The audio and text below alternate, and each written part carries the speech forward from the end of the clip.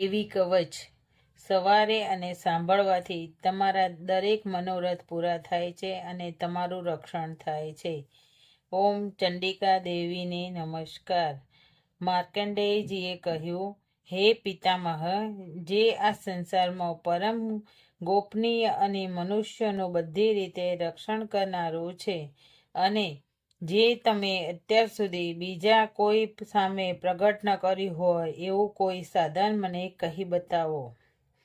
બ્રહ્માજી બોલ્યા, હે બ્રાહ્મણ, એવું સાધન તો એકમાત્ર દેવીનું કવચ જ છે, જે ગોપનીય કરતાં પણ પરમ ગોપનીય, પવિત્ર તથા બધા પ્રાણીઓ ઉપર ઉપકાર કરનારું છે. હે મહામુનિ, તે સાંભળો. દેવીની 9 મૂર્તિઓ છે. તમને નવદુર્ગા કહે છે. તેમના અલગ અલગ નામો બતાવવામાં આવેલા છે. પહેલું નામ શૈલપુત્રી છે, બીજું નામ બ્રહ્મચારિણી છે, ત્રીજું નામ ચંદ્રઘંટાના નામે પ્રસિદ્ધ છે, ચોથું નામ મૂર્તિને કુષ્માંડા કહે છે, પાંચમી દુર્ગાનું નામ સ્કંદમાતા છે, છઠ્ઠી દુર્ગાનું નામ કાત્યાયની છે, સાતમું સ્વરૂપ કાલરાત્રિ છે, આઠમું સ્વરૂપ મહાગૌરી છે, અને નવમી દુર્ગા એટલે સિદ્ધિદાત્રી. આ બધા નામે વેદ ભગવાનના દ્વારા કહેવાય છે. જ્યારે કોઈ મનુષ્ય અગ્નિથી સળગી રહ્યો હોય, યુદ્ધભૂમિમાં ઘેરાઈ ગયો હોય, સંકટમાં ફસાઈ ગયો હોય, તેનું તથા કોઈ ભયથી ડરી ગયો હોય અને દુર્ગાનું શરણ લીધું હોય, તેનું ક્યારેય કોઈ અમંગળ થતું નથી.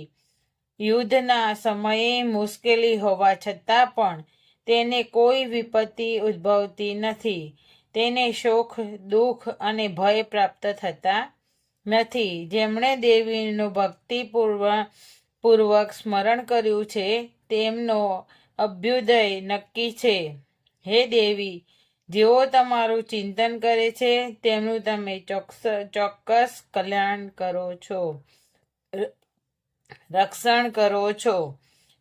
ચામુંડા દેવી પ્રેત ઉપર આરૂઢ થયેલા હોય છે અને વારાહી પાડા પર સવારી કરે છે. ઐન્દ્રીનું વાહન ઐરાવત હાથી છે. વૈષ્ણવી ગરુડ પર આવે છે અને માહેશ્વરી આખલા પર આરૂઢ થયેલા છે. કૌમારીનું વાહન મોર છે. વિષ્ણુપ્રિય લક્ષ્મી કમળ પર બિરાજમાન છે અને તેમના હાથમાં લાલ કમળ છે. આખલા ઉપર આરૂઢ થયેલી દેવી ઈશ્વરીય એ શ્વેત વસ્ત્ર ધારણ કરી રાખ્યા છે. બ્રહ્મી હંસ પર બેઠેલા છે અને બધા જ આભૂષણો ધારણ કર્યા છે. આ બધી દેવીઓ માતાઓ યોગ શક્તિથી સંપન્ન છે. જેઓ અનેક વિધિ આભૂષણો પહેરવાથી શોભે છે. તેમણે અનેક રત્નો ધારણ કર્યા છે. ક્રોધથી ભરેલી છે અને ભક્તોનું રક્ષણ કરવા રથમાં બેઠેલી છે. આ દેવીઓના હાથમાં શંખ, ચક્ર, ગદા, શક્તિ, હળ, મૂળ, ખેટક, તોમર, કુહાડી, દોરડું, કુંત, ત્રિશૂળ અને ઉત્તમ ક્ષાર્ડ ધનુષ ધારણ કરેલા છે. દૈત્યોના શરીરનો નાશ કરવો અને ભક્તોને અભયદાન આપવું, દેવતાનું હિત કરવું એ તેમના શસ્ત્ર ધારણોનું ઉદ્દેશ્ય છે. મહારૌદ્ર રૂપ, અત્યંત ઘોર પરાક્રમી, મહાબલી અને મહા ઉત્સાહ યુક્ત હે દેવી, તમે મહાન ભયોનો નાશ કરનારા છો. તમને નમસ્કાર છે. તમારી સામે જોવું પણ મુશ્કેલ છે. શત્રુઓનો ભય વધારનારા એ હે જગદંબિકા, મારું રક્ષણ કરો. પૂર્વ દિશામાં ઐન્દ્રી શક્તિ મારું રક્ષણ કરે. અગ્નિ ખૂણામાં અગ્નિ શક્તિ, દક્ષિણ દિશામાં વારાહી તથા નૈઋત્ય ખૂણામાં ખડક ધારિણી મારું રક્ષણ કરે. પશ્ચિમ દિશામાં વારુણી અને વાયવ્ય ખૂણામાં હરણ પર સવારી કરનાર દેવી મારું રક્ષણ કરો. ઉત્તર દિશામાં કુમારી અને ઈશાન ખૂણામાં શૂલધારિણી મારું રક્ષણ કરો. હે બ્રહ્માણી, તમે ઉપરની બાજુએ મારું રક્ષણ કરો. હે વૈષ્ણવી, તમે નીચેની બાજુએ મારું રક્ષણ કરો. આ જ પ્રમાણે સબ જેવું વાહન તે ચામુંડા દેવી દસે દિશાઓમાં મારું રક્ષણ કરો. જ્યાં આગળની બાજુએ અને વિજયા પાછળની બાજુએ રક્ષણ કરે. ડાબા ભાગે અજિતા દેવી, જમણા ભાગે અપરાજિતા મારું રક્ષણ કરે.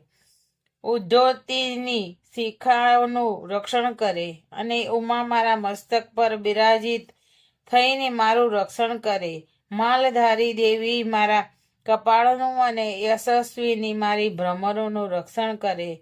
ત્રિનેત્રા ભ્રમરોના મધ્ય ભાગનું અને યમ ઘંટા દેવી નાસિકાઓનું રક્ષણ કરે. શંખીની બંને આંખોના મધ્ય ભાગનું રક્ષણ કરે અને દ્વાદશીની કાનોનું રક્ષણ કરે. કાલિકા ગાલોનું તથા સોંકરી કાનોના મૂળ ભાગોનું રક્ષણ કરે.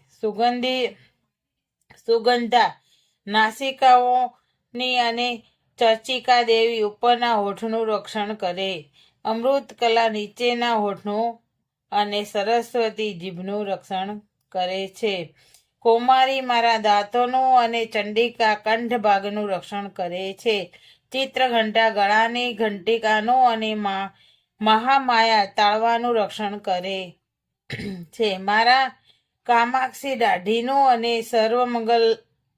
સર્વમંગલા મારી વાણીનું રક્ષણ કરે છે. નીલગ્રીવા કંઠના બહારના ભાગનું અને અન્ન નલિકાનું કૌબેરી દેવી રક્ષણ કરો. ખડીગની બંને ગભાઓનું અને વજ્રધારિણી મારા બંને બાહુઓનું રક્ષણ કરો. દંડીની દેવી બંને હાથોનું અને અંબિકા આંગળીઓનું રક્ષણ કરે. શુલેશ્વરી નખોનું રક્ષણ કરે અને કુલેશ્વરી કુખ પેટનું રક્ષણ કરો. મહાદેવી બંને સ્તનોનું અને શોક વિનાશીની મનનું રક્ષણ કરે. લલિતા દેવી હૃદયનું અને શૂલધારિણી ઉદરનું રક્ષણ કરે. કામિની નાભીનું અને ગૃહેશ્વરી ગૃહભાગનું રક્ષણ કરો. પૂતના અને કામિકા લિંગનું અને પાડાને વાહન બનાવનાર દેવી ગુંદાનું રક્ષણ કરે. ભગવતી કટી પ્રદેશનું અને ઘૂંટણોની રક્ષા વિંધ્યવાસીની કરે છે. સર્વકામનાઓ પૂરી કરનારા દેવી જંધાઓનું રક્ષણ કરે. નારસિંહી દેવી પિંડીઓનું રક્ષણ કરે. તેજસી બંને પગોના પૃષ્ઠભાગનું રક્ષણ કરે. શ્રીદેવી પગોની આંગળીઓનું અને તલવાસીની દેવી પગના તળિયાનું રક્ષણ કરે. પોતાની વિકરાળ દાઢોથી ભયંકર દેખાતા કરાલી દેવી નખોનું અને ઉદ્ધવકેશીની દેવી વાળનું રક્ષણ કરે છે. કૌબેરી રૂંવાટીના છિદ્રોનું અને વાઘેશ્વરી ત્વચાનું રક્ષણ કરે. પાર્વતી રક્ત, મજ્જા, વસા, માંસ, હાડકાં અને મેદનું રક્ષણ કરે. કાલરાત્રિ આંતરડાનું અને મુકુટેશ્વરી પિત્તનું રક્ષણ કરે. પદ્માવતી કમળકોષોના મૂળ આધારનું અને ચૂડામણી કફનું રક્ષણ કરે. જ્વાળામુખી નખોના તેજનું અને અભેદા સમસ્ત સૌદાઓનું રક્ષણ કરે. બ્રહ્માણી, તમે મારા વીર્યનું રક્ષણ કરો. હે ક્ષત્રેશ્વરી, મારી છાયાનું રક્ષણ કરો. હે ધર્મધારિણી, મારા અહંકાર, મન, બુદ્ધિ રક્ષણ કરો. હે વજ્ર ધારણ કરનાર દેવી, મારા પ્રાણ, અપાન, વ્યાન, ઉદાન અને સન્માનનું રક્ષણ કરો. કલ્યાણથી શોભતા હે દેવી, મારા પ્રાણનું રક્ષણ કરો. યોગીની દેવી રસ, રૂપ, ગંધ, શબ્દ અને સ્પર્શનું અને હે નારાયણી, તમે મારા સત્વ, રજ અને તમો ગુણોનું રક્ષણ કરો. વારાહી આયુષ્યનું રક્ષણ કરે. વૈષ્ણવી ધર્મનું રક્ષણ કરે તથા ચક્ર ધારણ કરનાર દેવી યશ અને કીર્તિ, લક્ષ્મી અને ધનનું તેજ તેમજ વિદ્યાનું રક્ષણ કરો. હે ઇન્દ્રાણી, તમે મારા ગોત્રનું રક્ષણ કરો. હે ભૈરવી, પતિનું રક્ષણ કરો. ચંડિકા, મારા પશુઓનું રક્ષણ કરો. હે મહાલક્ષ્મી, પુત્રોનું, સંતાનોનું રક્ષણ કરો. હે સુપથા દેવી, મારા પથનું અને ક્ષેમ કરી દેવી, મારા માર્ગનું રક્ષણ કરો. હે મહાલક્ષ્મી, રાજદ્વારી, કાર્યોમાં મારા રક્ષણ કરો તથા સર્વ બાજુએ રહેલા વિજયા, ચારે બાજુ રહી રક્ષણ કરો. હે દેવી, જે સ્થાન કવચમાં કહેવાયું નથી અને તેની રક્ષણ વિનાનું છે તે બધા સ્થાનો તમારા વડે સુરક્ષિત થાય, કારણ કે તમે વિજયશાલિની અને પાપનાશીની છો. મનુષ્ય પોતાના શરીરનું ભલું ઈચ્છતો હોય તો તેણે કવચનો પાઠ કર્યા વિના એક ડગલું પણ ભરવું નહીં. કવચનો પાઠ કરીને જ યાત્રા કરવી. કવચના પાઠથી બધી બાજુથી સુરક્ષિત થયેલો મનુષ્ય જ્યાં જ્યાં જાય છે ત્યાં ત્યાં તેને ધન લાભ થાય છે તથા સઘળી કામનાઓ પર વિજય પ્રાપ્ત થાય છે. તે જે અભિષ્ટ વસ્તુઓનું ચિંતન કરે છે તેને તે અચૂકપણે પ્રાપ્ત કરે છે. તે મનુષ્ય આ પૃથ્વી પર અતુલ ઐશ્વર્ય પામે છે. કવચથી રક્ષાયેલો મનુષ્ય નિર્ભય થઈ જાય છે. યુદ્ધમાં તેમનો પરાજય થતો નથી તથા ત્રણેય લોકોમાં પૂજનીય બને છે. આ દેવી કવચ દેવતાઓને પણ દુર્લભ છે. જે આ કવચનો દરરોજ 3 વાર સંધ્યાએ શ્રદ્ધાપૂર્વક પાઠ કરે છે તેને દેવી કલા પ્રાપ્ત થાય છે તથા ત્રણેય લોકોમાં પરાજિત થતો નથી. એટલું જ નહીં, તે અપમૃત્યુથી રહિત થઈને 100 કરતાં પણ વધુ વર્ષ જીવે છે. તેની શીતળા, કોઢ વગેરે રોગ થતા નથી અને થયા હોય તો તે નષ્ટ થઈ જાય છે. ભાંગ, અફીણ, ધતુરો વગેરેનું ઝેર કે સાપ વગેરેના ડંખવાથી ચડતું ઝેર, અહીં સર્પનું ઝેર અને તેલના મિશ્રણથી બનેલું કૃત્રિમ ઝેર, આ બધા પ્રકારના ઝેર ઉતરી જાય છે અને તેની અસર થતી નથી. આ પૃથ્વી ઉપર મારણ, મોહન, વશીકરણ જેવા જેટલા પ્રયોગો છે તથા આ પ્રકારના જેટલા મંત્રો, યંત્રો વગેરે છે તે બધા આ કવચના હૃદયમાં ધારણ કરી લેવાથી તે મનુષ્યના દેખતા જ નષ્ટ થઈ જાય છે. એટલું જ નહીં, પૃથ્વી ઉપર વિચરનારા ગ્રામ દેવતા, આકાશ અને પાણીમાંથી ઉત્પન્ન થતા પદેશ માત્રથી સાધી શકતા દેવો, પોતાના જન્મની સાથે જ પ્રગટ થતા દેવતાઓ, કુલદેવતા, કંઠમાળા જેવો રોગો, ડાકણ, શાકણ, અંતરિક્ષમાં વિચરતી મહાશક્તિઓ, ગ્રહ, ભૂત, પિશાચ, રાક્ષસો, બ્રહ્મ રાક્ષસ, વેતાળ, ભૈરવ વગેરે અનિષ્ટકારી દેવતાઓ પણ જો હૃદયમાં કવચ ધારણ કર્યું હોય તો તે મનુષ્યના દેખતા જ ભાગી જાય છે. કવચ ધારણ કરનારા મનુષ્યની રાજા તરફથી સન્માન અને વૃદ્ધિ થાય છે. આ કવચ મનુષ્યના તેજની વૃદ્ધિ કરનારું અને ઉત્તમ છે. આ કવચનો પાઠ કરનારો મનુષ્ય પોતાની કીર્તિથી શોભા પામીને પૃથ્વી ઉપર પોતાનો સુયશ સાથે સાથે વૃદ્ધિ પામે છે.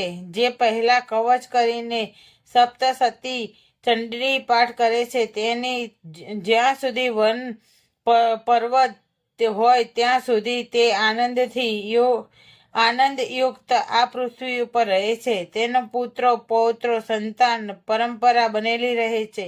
પછી દેહાંત થયા તે મનુષ્ય મહામાયાની કૃપાથી નિત્ય પરમપદને પામે છે. જે દેવતાઓને પણ દુર્લભ છે તે સુંદર દિવ્ય રૂપ ધારણ કરે છે અને કલ્યાણ શિવની સાથે આનંદનો ભાગી બને છે. સપ્તસતી અંતર્ગત દેવી કવચ સંપૂર્ણ. જે આ કવચ સવાર સાંજ કરે છે તેની દરેક મનોકામના પૂર્ણ થાય છે.